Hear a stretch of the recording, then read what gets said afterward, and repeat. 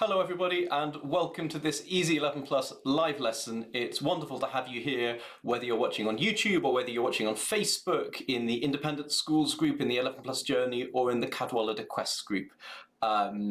As always, the worksheet for today's lesson is in the video description, which is down here on YouTube and up here on Facebook. And please remember to like this video and click the subscribe button on YouTube.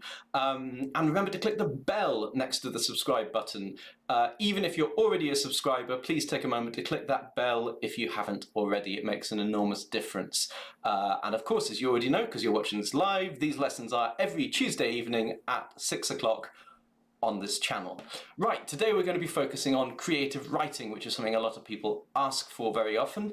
And in particular, we're going to look at a common kind of task, which I also think is quite an interesting and useful one, which is how to continue a story. So let's have a look at the text for today's lesson while I talk about these things.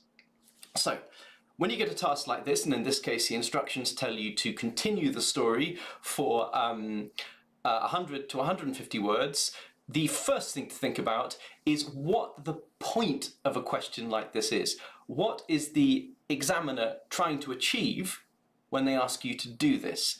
And the reason they're asking you something like this is because it tests how well you can write, but it also is a really good way to assess how intelligently you read and how well you can apply those lessons to the work that you do. Hello to everybody who's saying hi in the comments. It's really great that you're here. Right, I'm going to start kind of negatively by talking about what not to do in a task like this. Because in fact, if you don't make any of the big common mistakes that most people actually make, you'll have a really good chance of writing well, even if you don't do anything especially good, but I didn't say that. The first thing that people do wrong with a task like this is that they come up with a really complex plot. You've got 100 to 150 words. You don't have the space to do lots of things, to have lots of plot elements. Keep it really simple and straightforward and just focus on writing well. Section. So, for example, they finish this and the next line is something like, and then he looked up and saw a throbbing blue light in the sky. Aliens! Gun chases. Avoid twisting the story in any direction it doesn't want to go, because if you do that, it suggests that you haven't read the text properly and properly understood what it's about, and instead that you want to shove in your own story that you've already got ready and would rather write than this.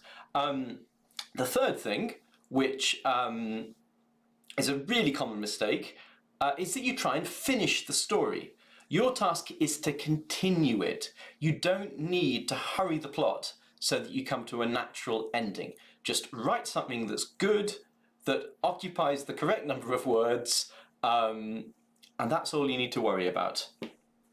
Another really common mistake, in fact, let's do a quick example for this. Is if you come to the end of a text like this, and then your next line is something like, 2 days later, they swung out of their hammocks on the beach and rubbed their tired eyes.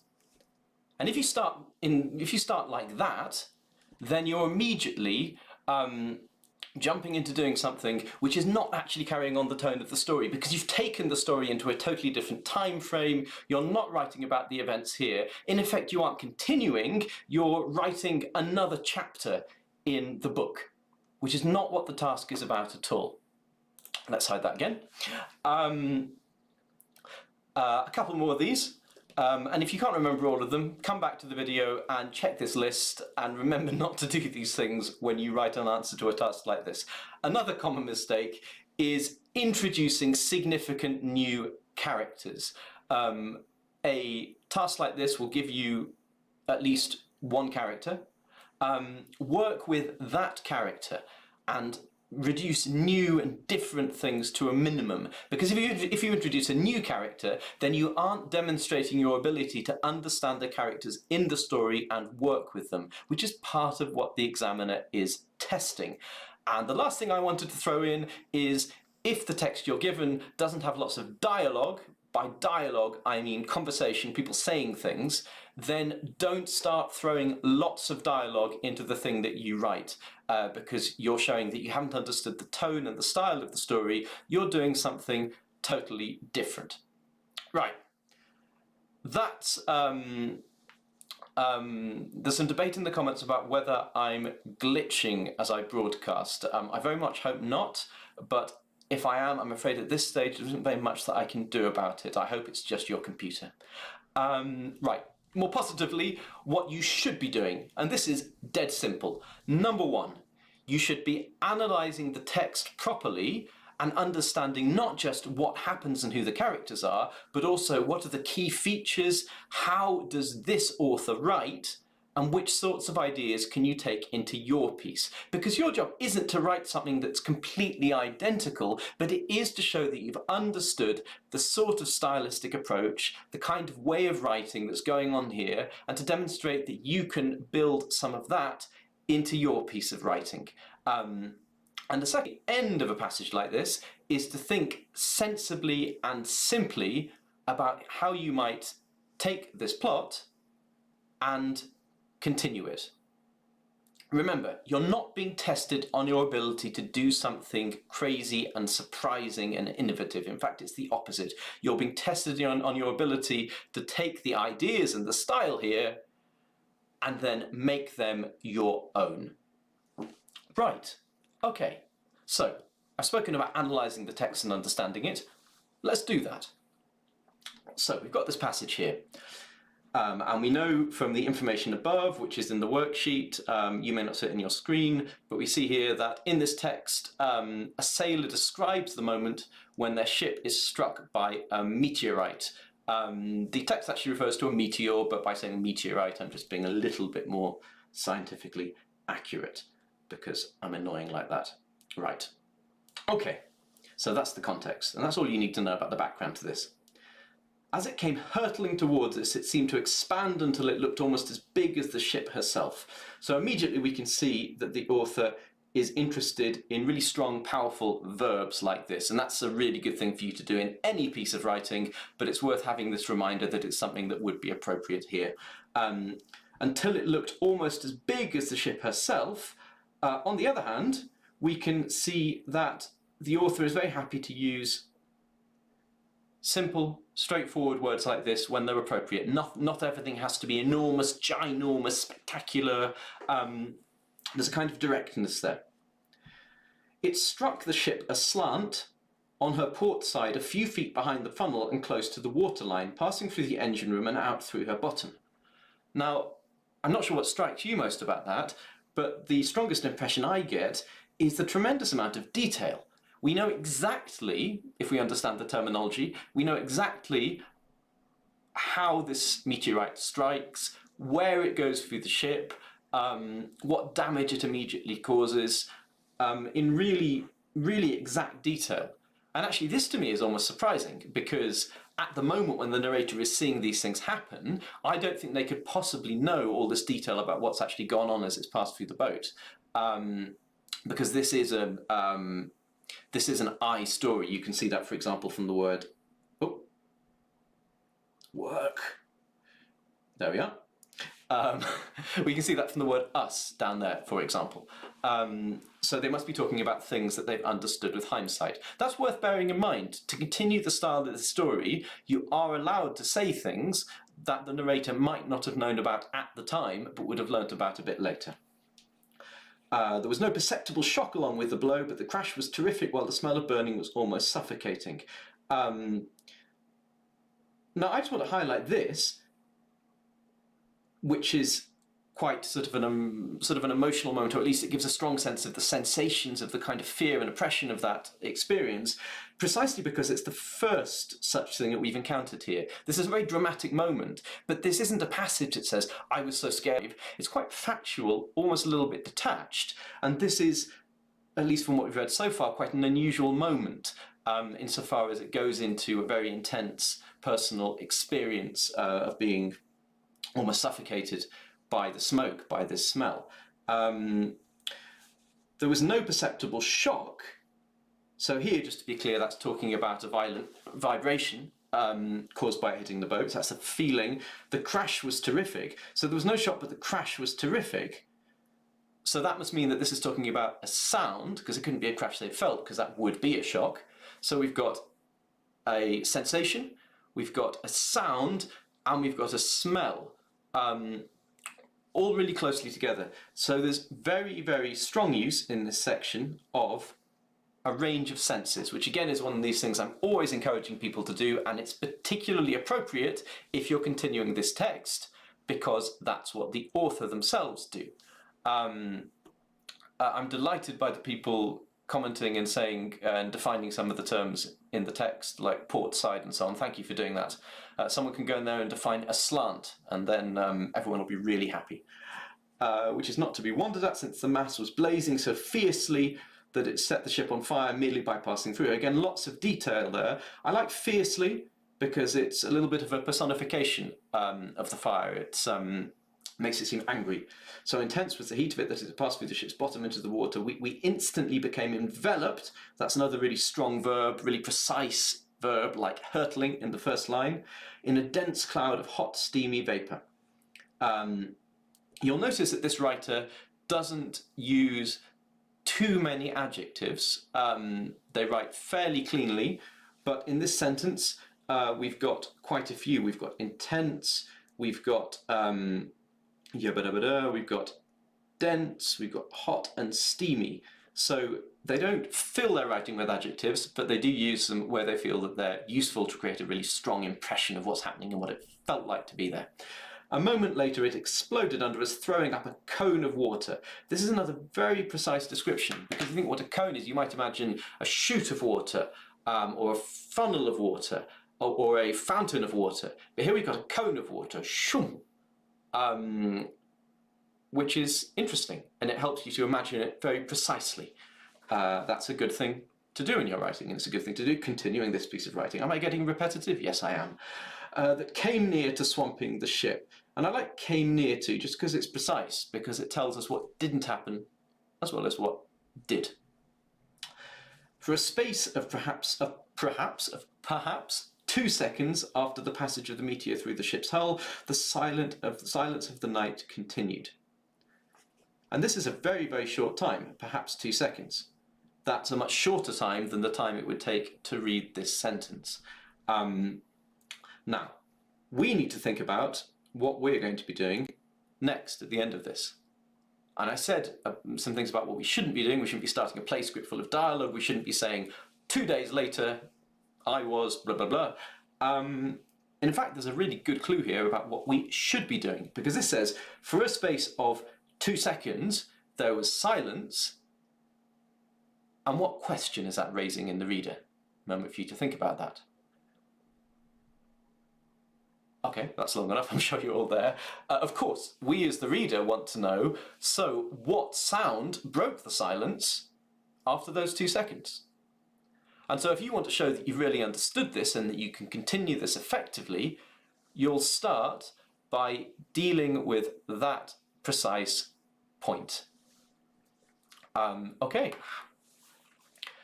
let's have a look at writing a continuation ourselves. So, where are we here? Oh, this is my example from before of how not to do it. Let's get rid of that. So, what I'd really like to do is handwrite an answer and show you how you'd write it and correct it and all that kind of thing. I'm not going to do that because my handwriting is absolutely terrible, especially on the screen, and really, honestly, truly, you might not be able to read it. So I'm going to be typing instead. Now what that means is, of course, that I can type things and then change them and edit them in a way that you might not be able to do so easily when writing in an exam. You will have to concentrate a little bit more on working out what you're going to say in advance. And I've also got another thought about this coming up in my tip of the week a little bit later on. Right, so we know that we're asking ourselves immediately as it's finished, what happened after those 2 seconds? So one option is to plunge straight in and talk about what sound broke the silence? Another option, because the author has already created this kind of unreal sense that these 2 seconds are stretching out to feel like longer than they were, we could actually build on that a little bit. So we know that for perhaps 2 seconds the silence of the night continued. What did it feel like to be standing there in those 2 seconds and waiting for a sound? Well, there's no sound, and we know there's a sense of calm. So what sorts of experience might the person be having at that moment? So they're standing on the deck of a ship. I think that the wind or the breeze might be doing something. So you might say something like, the wind blew across my cheek.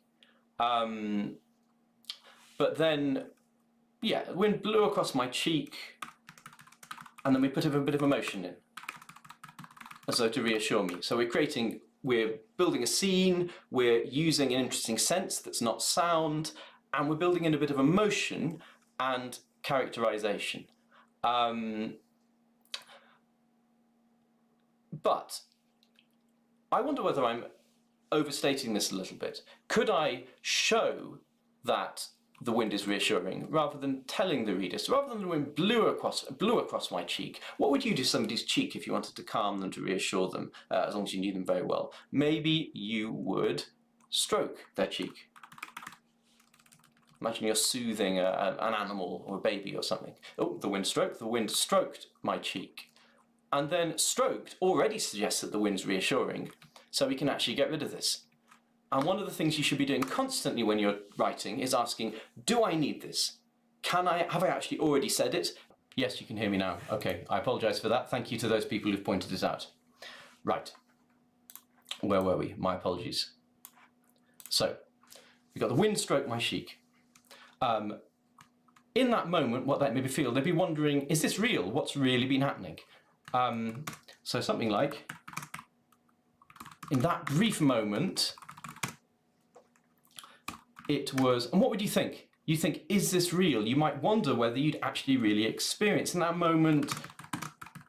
It was possible, oh, a little better than my handwriting. Oh dear. It was possible to imagine that the last 5 minutes had been a dream. Okay. But would you really think there'd been a dream? Maybe you'd think more that there'd been something like a vision or a hallucination. What's the difference? A vision is more like a kind of spiritual thing. A hallucination, something you imagine because of a kind of mental disturbance, something that's a trick of the eye. Okay, right. He's in this moment, we know he's waiting there, the silence of the night is carrying on, then we need to interrupt that violently with some noise that's worth the wait.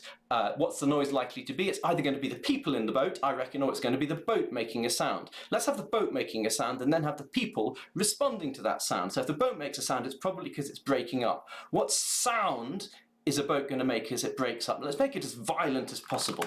Then a shriek broke the air. But what kind of shriek? It's the sound of a boat breaking, so how about then a rending shriek? That's like a shriek of something splitting. Broke the air like, yeah, let's go for a simile here. Let's try and make it really like it's a human that's hurting, because that way we'll imagine the pain of all the people who are there suffering this as well. So like a howl of pain from the ship itself. So you see what I'm doing here is a kind of progression. I start with this moment of calm, and I go a bit into the character's mindset to make them seem more real so we care about them more, and then I interrupt that violently, just as their experience was interrupted violently, with a really dramatic description of a really horrible noise. Okay, now we need something to actually happen. So the boat's breaking, so he's standing on the deck, so he would experience that if something happens to the deck. So let's say that the deck, you could say it broke, but let's be more specific. You're standing on something and it starts to give way, so the deck sagged. What would happen if the deck sags and you're standing on it? You'll be sending me sprawling. But sending me sprawling is a little bit of a cliche. It's a phrase I've read a lot of times. Let's say sending me scrabbling instead, because that's a bit more interesting. and we've got some nice alliteration of sagged, sending, and scrabbling, like the of someone sliding across a deck. It would be nice to know where this. Oh dear, someone says they. Oh no. Now you can see my typing. This is going really, really well. Thank you so much to the person who told me that they can't see my typing. It's possible. I'm going to have to re-record this bit, but let's make it as good as possible for you while I'm live. Sending me scrabbling. Where are they going scrabbling for? Where are they going to end up? Let's say for the rail. So now we've got a moment of calm, we've got a dramatic moment breaking that calm, we've got the character reacting and something happening to them, and we've got a clear sense of where they end up. Thank you all for your patience. I really appreciate it. I should have practiced flipping between these windows a bit more. There are lots of people saying this is blurry. I'm pretty certain that the blurriness is to do with you watching it, not to do with me sending it out. Okay, sending me scrabbling for the rail. Right. So now we've built all that up. Let's move on. Let's have some new things happening, and for that, let's start a new paragraph. So we know where they are. Now, we switch to them. Let's switch back towards the ship and have a sense of what's happening to that. So the deck has sagged.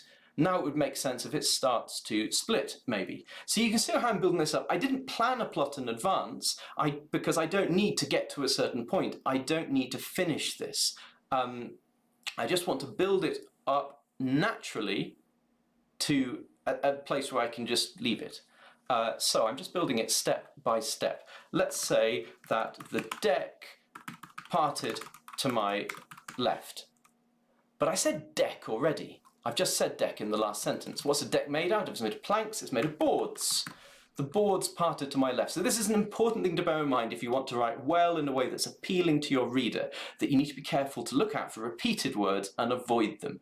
What I'm trying to do by talking to you about everything I'm doing here is to help you get into the mindset of how you might think actually while you're writing a piece of work like this. And I hope that's useful, despite all the technical glitches.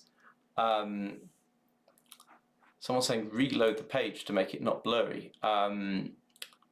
It's not blurry at my end. There's something happening in the transmission or for you receiving it. I'll have to review it after. I'm sorry, that's all I can do.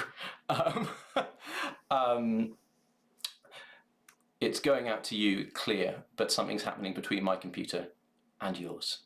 The boards parted to my left, and what would come up through the boards?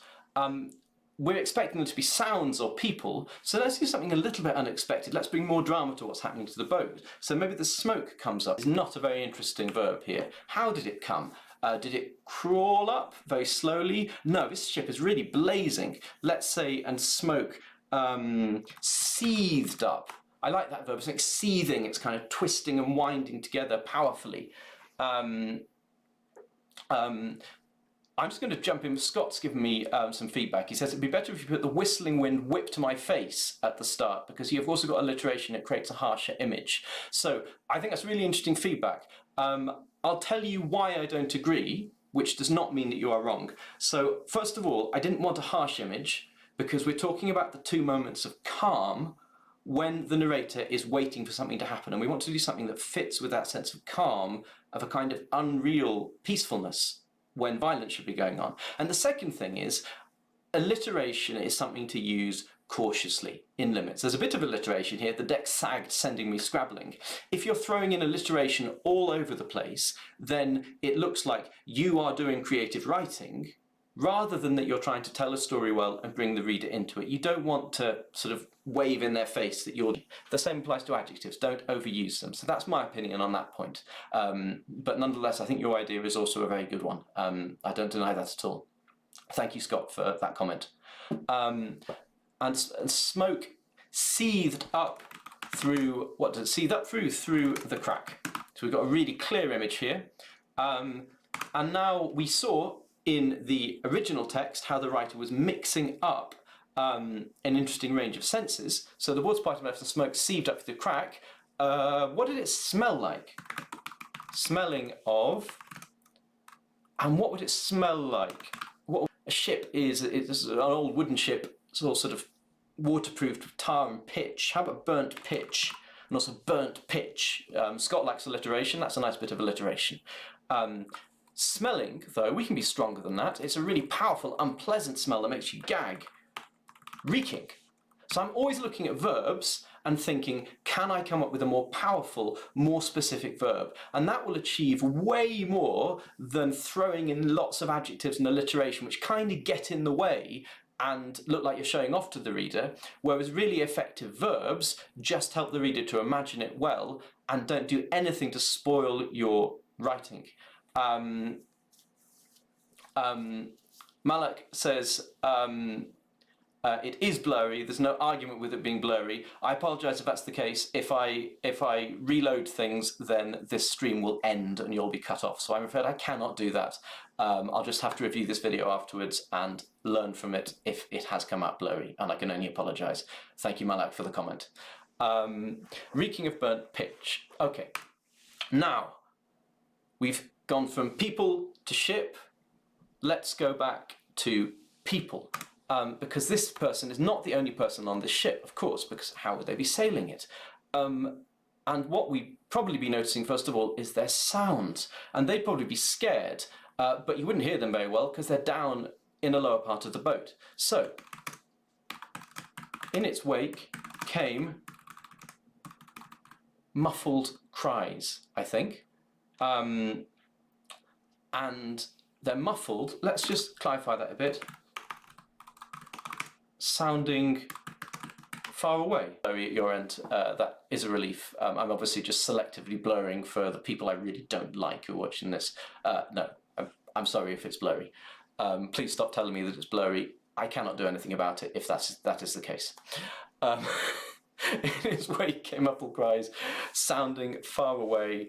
Now we can really do something with this. Before, we had the idea that the 5 minutes might have been a vision or a hallucination. Let's keep that kind of dream-like idea. It's where it came muffled cries sounding far away, like something from a dream. And so we're keeping going with that sense that these things are really happening to this person and they're really profoundly unpleasant, but there's also this kind of sense that it doesn't seem quite real. And I think that's something that many people really experience when really terrible dramatic things happen to them, that they kind of go through them almost as though they're watching themselves experience them. And that's rather what the effect that I'm trying to create here. And it gives this constant sense of character. And if you give the reader a sense of character, then they care about the character, they care about what happens to them. Okay. And then these people are crying. What would they do? They tried to get upstairs. How would you get upstairs on a boat? This is a fairly old story. We've gone with the idea of being a wooden boat with pitch, and we've got planks on the deck and all that kind of thing. So they'd probably be coming up ladders. What would it sound like as they came up ladders? It'd be a kind of bang, bang, bang, bang, a kind of pounding sound echoing in the deck below. This thought process I'm going for is the crucial thought process that you need to have as you write. You need to imagine yourself into the situation like an actor and ask yourselves questions. What would be happening? What would it sound like? What would it feel like? What might happen next? What else might happen? What would it smell like? The more questions you're asking yourself, the more interestingly and frankly, the better you will write. So the feet banged on the ladders, that's a bit boring. Then men began to haul themselves. Yeah, I like that. Haul themselves, to pull themselves, I like haul because it implies they're dragging something really heavy into the daylight. No, this is happening at night. If you remember in the text, what did it say? The silence of the night continued, so don't make that kind of mistake. Someone said distant is much better in my opinion. Yes, I like that suggestion. Muffled plies sounding distant. Thank you, Sunitha. I hope I've said your name correctly. That's an excellent suggestion because you've taken 2 words and turned them into 1, which is a good thing to do, and it makes the experience easier for the reader. Top work. Wake came muffled cries sounding distant like something from a dream. Feet pounded the ladders, then men began to haul themselves not into the daylight, into the moonlight. Now you might be tempted to write something like onto the deck, but we've spoken about the deck enough times. You need to keep varying your writing so it isn't just repetitive and dull. Into the moonlight, but what did they look like? They were... Well, we're just adding words in. Why don't we just carry the sentence on? Often shorter sentences are better, but sometimes if it saves words, a longer sentence is actually better. What do they look like? What were they doing? They would probably be exhausted and panting. And how would they look? Panted and worn. What's worn about them? Their clothes, their bodies. They're probably looking wet and sort of covered in smoke and exhausted. A word to describe that. Here's a word I really like. Bedraggled. Panting and bedraggled. And then to really lay it on thick, and I'm maybe going a little bit over the top here, but how about if we say something about their eyes? Their eyes wild. Now, I'm always saying don't go for cliches, don't write things that you read all the time. This is a little bit of a cliche, wild eyes, but I kind of like it here. It fits my sense of melodrama. So let's put it back at the sentence. Feet pounded the ladders, then men began to haul themselves into the moonlight, panting and bedraggled, their eyes wild. Now I wonder if you can ask yourself what is not so good about this sentence. Someone says, Scott says, why would they be panting? Because they're on this boat that's just been struck by an object from space and is falling apart, and they're probably fighting each other to get up the ladders to safety as fast as possible, grabbing whatever they can. The ship's full of smoke that's probably making it hard to breathe, and they're probably utterly exhausted yet, and I think it's quite likely they'd be panting with exhaustion at that point. Good question. Asking questions is what's needed. Someone else is suggesting their eyes wild in pain. I feel that the reader can work out for themselves what sorts of reasons they might have to have wild eyes. Just as if you see someone with wild eyes, you have to work out what they're feeling. You can't see into their head. Let the reader do the same. Trust your reader to work some things out for themselves. Don't spoon feed them absolutely everything. Anyway, I asked what was wrong with this, and I think it's that, yes, William Kaler, thank you. I do have limited words. I'm absolutely aware of it. I've written 101 words so far, so I'm within the limit. Do not panic, but thank you for reminding me. It is very important advice. Anyway, this sentence is quite complicated. It's got lots of clauses. Could we simplify it? Well, I like the ideas of having wild eyes, but why don't we just say, then wild-eyed men began to hold blah, blah, blah, blah, into the moonlight, panting and bedraggled. And now we've only got 3 clauses, 3 bits divided by commas in the sentence. It's much easier to read. It looks much less like a writer trying to show off by being complicated. It looks more like just hopefully an effective description of what's going on here in this scene. Okay. As has been noted, we have too many words left, so we could stop here because we're up to about 100 words, but someone who writes just as well, but writes a little bit more, might look like they produced a better piece of work, and you want to score better than they do. So let's add a little more in. And there's more we can do here. So let's get into the mind of the narrator. They're looking around and all these things are happening. What's the last thing they'd want? Oh yes, the last thing they'd want is for the ship to start falling apart some more, which of course it's going to do. We could write, then the ship fell apart. That would not be particularly interesting. It would be a bit too factual and unimaginative. Let's stick with sounds for a while. We had the ship, what did it do? It shrieked like a howl of pain. So now let's have a different sound. Then the ship, or a similar sound but a little bit different, then the ship groaned. Okay. So before it was like shriek, now it's so it's a deeper sound, like in the depths of the ship. It's really starting to tear itself to bits. So these subtle descriptions of sounds can suggest very different things. Mons Bat has suggested, how do you make sure you don't cross your word limit? Tell you what, that's a really, really important question. I'm going to answer it. I'll answer it when I finish writing the sample passage, and if I don't, please all remind me in the comments. Someone says Randy creaked instead of pounded. Someone says I could use creaked instead of pounded for climbing the ladders. You say feet creaked on the ladders, definitely, but creaking is often more of a slow movement, like if you're trying to walk carefully over some floorboards without making a noise and they creak. I want to show violence, that people are desperate to get out onto the deck, and that's why I've chosen pounded. So all these decisions are to do with the effect that you want to create. In your story, you might write creaked, and that might suggest that the sailors are trying to get out of the ship carefully, without falling back down, and that would be a different effect. In my story, they pound the ladders. In your story, you are the god. You can make the world look like however you want. Okay, the ship groaned again. What's going to happen then? So we've had the sound, let's have what's happening, what you can see again. So the deck cracked, but the ship hasn't fallen apart. Now we need it to fall apart some more. So we could say a new crack appeared on the deck. Now, if you're writing in an exam, you can't really write out just your first ideas, because then you're going to cross them out and rewrite, and you're going to run out of space, and it's going to be unreadably messy. You have to do this stage in your head. You have to think a new crack appeared on the deck, and then think, how can I edit this in my mind before I write it to make it even better? So a new crack appeared on the deck. What did it appear? It was just there? No, a crack. Imagine that you rip a piece of paper. Here's a piece of paper, which I've written some notes when I was looking at the passage. If I make a crack across that, it starts from one side, and then I pull a bit harder, and then suddenly it becomes easier, and woof! That's what we want to happen to this boat. I hope there's nothing on there I really need to look at for the rest of this lesson, or it'll be interesting. So, rather than appeared on, we could have raced across the deck, but something racing across, you hear that phrase a lot. How about let's get a real sense of power? Surged across the deck. And that's considerably more interesting.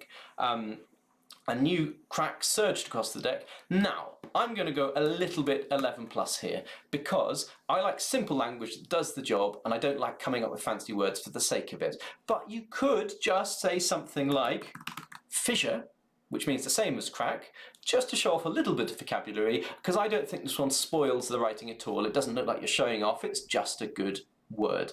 Paste, someone's suggesting. Paste across the deck. It's a good word. In my opinion, paste implies a kind of steady movement, like you're pacing yourself. I want something a little bit more violent. Maybe in your story it paces across the deck. In mine it's a bit, someone says ripped across the deck. Oh no, they said you ripped it. I did, I ripped the paper. And the crack could also rip across the deck. That would also be a really good verb here. So good suggestion. Someone says I used crack twice. Yes, and that is a really good reason to change it to Fischer. Thank you. Good. I've got a good reason for doing something I did just for the sake of it. So thank you very much to Mazina for pointing that out. A new Fischer surged across the deck. What happened when we got to the edge of the deck? I reckon it carried on round the boat. And why does this matter? Because if you see the crack go across the deck and then down the side of the boat, you really know that the whole boat might be on the verge of parting, splitting in two. If you see in the film Titanic, you'll have seen the moment when that enormous ship splits in two on that film. And it's all very overdramatic, very like this little bit of story that I'm writing. We're nearly there. Okay. And now let's keep with the sense of melodrama. I think finally this character needs to do something. They've been standing on the deck when everyone else is downstairs. That might mean that they're quite important, that they've got some kind of authority on this boat. And I think they realise that it's up for everybody here, that this ship does not have a hope of surviving any longer. What would you do in that situation? You tell the people to get to the lifeboats. So they could say something like, now everybody go to the lifeboats. I can't imagine somebody in a situation like this grabbing onto the rail, everything's falling apart around them, shouting, now everybody go to the lifeboats. I think they might scream something much more succinct like, the boats! The boats! What did I just do there, naturally? I repeated myself, because in that situation, you would repeat yourself. The boats, I screamed. Can anyone suggest a better verb than screamed? Oh, someone suggested tore or sliced for the fissure going across the deck. I especially like sliced. That's really brutal and really effective, thank you. I'm going to stick with surged because, in my opinion, it does the job fine, but I like sliced a lot. Thank you for that suggestion. No, I'm not. I'm here to work with you, not just throw things at you. I'm going to change it to sliced because it's a really good suggestion, and why should I not? And for you, Fischer, sliced across the deck and over the side. The boats, I screamed, and of course you'd repeat yourself, but you might add a bit of detail the second time. All hands, the boats! I'm not really screaming because if I scream, then probably my cat in the next room, you all know Hans from the previous lessons, will probably get really scared and start attacking my wife, and I don't want that to happen. I get in so much trouble. The boats, I screamed, all hands the boats. Okay, so they've told everyone else what to do. What do they do? So the obvious thing is that they then run for the boats. So let's be a little bit surprising and imagine someone who's been really shaken up by this and does something a little bit stupid. Let's not have them just leaping over the side. That would be really stupid. Why would they do that? Let's have them just not moving. I did not move. You could write that. That's actually quite effective. It's succinct and direct. But they're standing by the rail. They're holding on to it, if you remember. They grabbed it earlier. How about I grip the rail more tightly instead of doing what they should, perhaps, and heading towards escape. They stay there and cling on. Maybe it's because they feel they've got a responsibility. Maybe they're the captain or something. Maybe they feel they're responsible for being the last off. I don't know. Obviously, we know they survived because they're there to tell the story. And then we could say something like, yeah, let's go into the psychology of it. So, for reasons I couldn't explain, or I cannot explain, I did not move. But then I wonder about this, because this is going to be the natural end. We're at 137 words here, I can say, because I'm typing this into a word processor, so I'm not going to write anything else. I did not move, but we know they did not move from I grip the rail more tightly. I mean, if you moved, you'd stop gripping it, you'd let go. For reasons I cannot explain, well, if we just leave them doing something that isn't easy to explain, that's probably enough for the reader to be puzzled without having it rammed down their throat, as we say. How about if we just end with, I grip the rail more tightly? And then the reader's left with a sense of what happened next. Maybe we should add to that sense by going, now, I bet this is something that you often do at the end of stories. When you want to show suspense, you put ... But does it really add any more suspense? All it's doing is saying to the reader, you should be wondering what happens next. Well, if they found your writing exciting and they do wonder what happens next, they'll think, why are you telling me this? And if your writing isn't exciting and they don't care what happens next, then they'll go, stop telling me to be excited about what happens next. I can make my own mind up. So whichever it is, it's almost always better not to do that. End your story with a normal piece of punctuation and let the reader make their own mind up about whether to feel suspense, whether to feel excited, or whether to go, well, that was a waste of time, wasn't it? Okay, so quick look back through this. Let's see if there's anything we could improve. This is an essential moment when you produce a bit of written work. Someone says, you said that last time. Yeah, I have this tendency to say things again and again and again. But you're still here. Why? Anyway, the wind stroked my cheek. And we've spoken about that. I'm going to stick with stroked. In that brief moment, it was possible to imagine that the last 5 minutes had been a vision or a hallucination. I think we can probably make it simpler. Does the reader really care about the difference between a vision and a hallucination? I'm not sure they do. One of the best things you can do in editing is delete things, cross them out. Then a rending shriek broke the air like a howl of pain from the ship itself, and the deck sagged, sending me scrabbling for the rail. We've got two things going on here. We've got the sound, and we've got what happened to the character. These are really punchy, dramatic things. You can make them punchier and more dramatic if you shorten your sentences. Let's do that. The deck sagged, sending me scrabbling for the rail. Really easy. This is the kind of edit it's really easy to make to handwriting as well. Just cross it out, put the correction in, turn a lowercase letter into a capital. The boards parted to my left and smoke seethed up through the crack, reeking of burnt pitch. I like that as it is. In its wake came muffled cries, sounding distant, like something from a dream. Someone's been counting. They say 127. My machine says 124. You're really close. Well done. Reeking of in its wake came muffled cries, sounding distant, like something from a dream. Yeah. Thank you to the person who suggested distant there. That was a really good improvement. Feet pounded the ladders. Then wild-eyed men began to haul themselves into the moonlight, panting and bedraggled. Okay, we could change then into a full stop, but we're connecting the sound on the ladders to the men coming out, saying it's part of the same thing. So I think we'll leave that connection there. And I like panting and bedraggled. That's the kind of thing that goes down very well with markers when used in the right situation. Then the ship groaned. A new fissure sliced across the deck. Thank you for the suggestion of slicing over the side. The boats, I screamed. All hands, the boats. I gripped the rail more tightly. And we're there. We've got a piece of writing that I think really effectively continues the story. It's extremely simple. Very little. All that happens in the plot is the person stands there and sees the ship falling apart and other people being scared and then says, let's escape. And that's it. That's all that happens in this continuation. It's all focused on describing each thing to make it really effective, using an interesting range of very specific vocabulary and a range of senses. And that's it. That's all we're doing. And I hope out of that we've got a really good piece of writing for an exam. Maybe a bit over the top in the melodrama, but not over the top in the sense that it's full of loads of adjectives and loads of alliteration and everything's a simile. In that sense, it's relatively simple. And simple is good. I am not over 150 words, Natalia. You are incorrect. I'm at 124 words exactly, and that is a perfect segue, perfect lead-in to answering the question that I was asked before, which is how do you count how many words you've written? It's really simple. If you know how many words you write in a normal line, count the number of lines and times it by that, and that way you'll have perfect control over the word count in your piece of writing. Nobody cares if you've written 154 words. What they care about is that you haven't written 200 or 250. So a rough count like that, know how many words you normally write in a line, times it by the number of lines, and you're there. Really simple. Okay, right. Let's move on. Because as somebody said, time is flying. Someone who's very precise in their timing said 11 minutes left. Let's push on to the...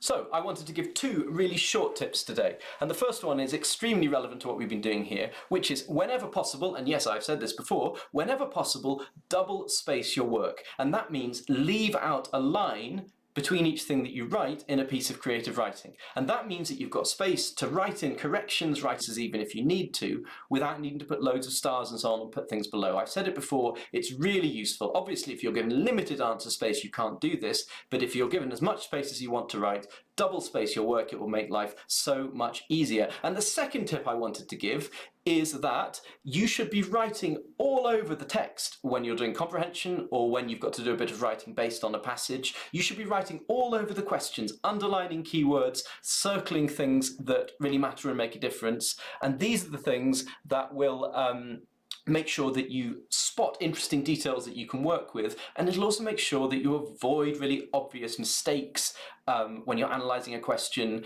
that you don't do the opposite of what's asked for, that you don't misunderstand a passage. It'll also mean you pick up on useful details you can use in your writing. So whenever you've got a passage to work with, a question to answer, the more underlining, circling, more arrows you draw at things, the better. So messy exam papers are often high-scoring exam papers, except for your handwriting. Keep that neat. Okay, and now, very briefly, it's time to pop to your questions. So, if you have questions for me, feel free to fire them at me now. Now, I know there's a bit of a delay in your comments getting to me, about half a minute. So, but somebody has already asked a question, which is, if you went over 150 or under 100 words, do you lose marks? If you're a little bit over 150 words, no, almost certainly not. The marker will not be counting your words. They'll just be saying, is this way too long? So a little bit over is fine. Slightly under 100 words, same thing, not a problem. However, even if you've written 105 words, someone who's written 145 words might lean towards the higher end of a word limit, so nearer to 150 than 100 if you can. But really, the best answer is just don't worry about it too much. Typically, how long should sentences be? That's a really good question, a really hard question to answer. Sentences should be as short as matches your purpose. So never make a sentence long by putting and before the next thing you say when you don't need to. So say what you're going to say clearly and directly, and if there's a reason to add something extra on, then it can make sense to do that. For example, actually, really good example of that, when we were... No, it's not coming up. Not to worry about it. I was going to show that part of the story that I'd written, but I think I've closed it.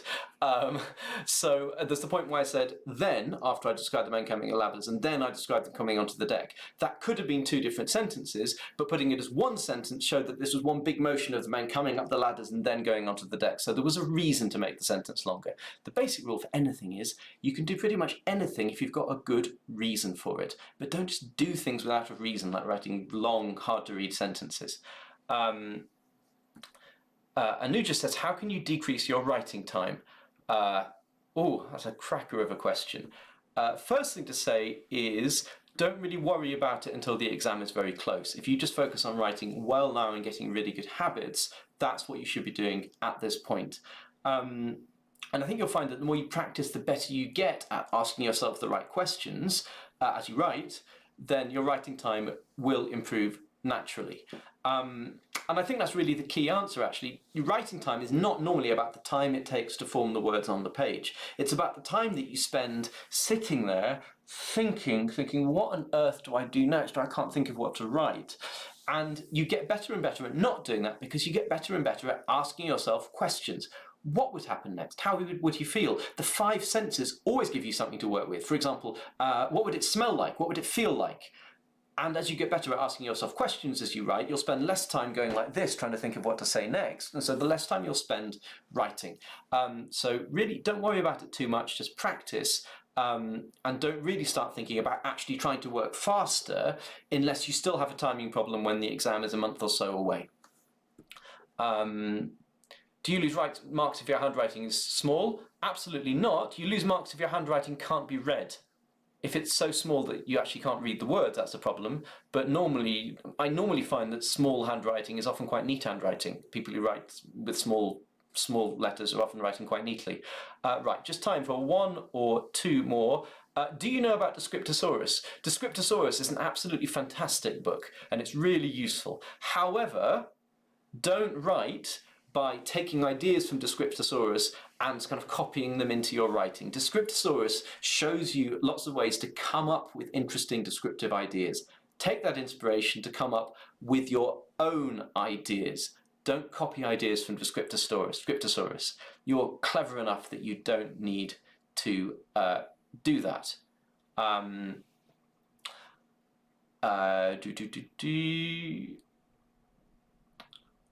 Okay, I think I'm going to leave it there because the other questions I'm being asked will be quite long ones to answer, and I know that you want to get away. And I've actually finally got a chance of finishing a lesson within an hour. So it's been absolutely wonderful to have you here. Thank you for your wonderful comments. It's been a delight to see you improve my writing so much as I was doing it. And there were so many things you said I've managed to incorporate. And I like the way you criticise and say, I wouldn't do it this way, I'd do it another way. You're absolutely brilliant, and I love talking to you. Thank you.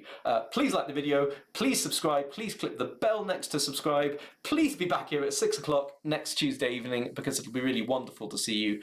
And please tell your friends about this channel. Bye-bye.